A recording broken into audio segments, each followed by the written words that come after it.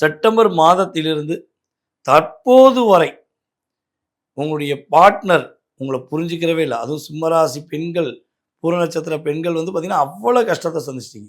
யார யாரெல்லாம் நம்புனீங்களோ அத்தனை பேரும் உங்கள மட்டும் தனியா செதுக்கியிருப்பாங்க.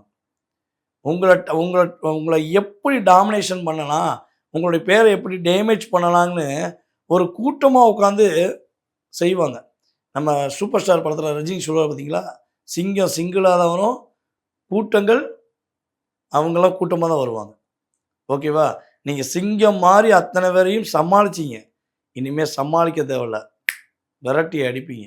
சிங்கம் சீண்டினால் ஒரு பயனாலயும் முடியாது. அப்படிங்கிற மாரி உங்களுடைய வேகத்தையும், உங்களுடைய விவேகத்தையும், உங்களுடைய உண்மையான செயல்பாடையும் இனிமே தான் நீங்க காட்டப் போறீங்க. அவங்க உணரப் போறாங்க அப்படிங்கிறது உண்மை. ஸோ கவலைப்பட வேண்டாம்.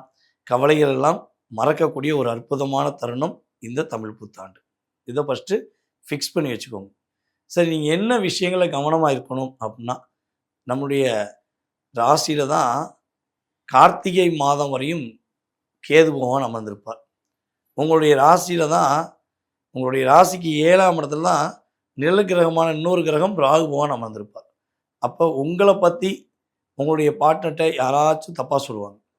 அல்லது உங்களுடைய பார்ட்னர பத்தி உங்கள்ட்ட வந்து ஏதாவது தப்பா சொல்லுவாங்க. தயவு செய்து நம்பிறாதீங்க.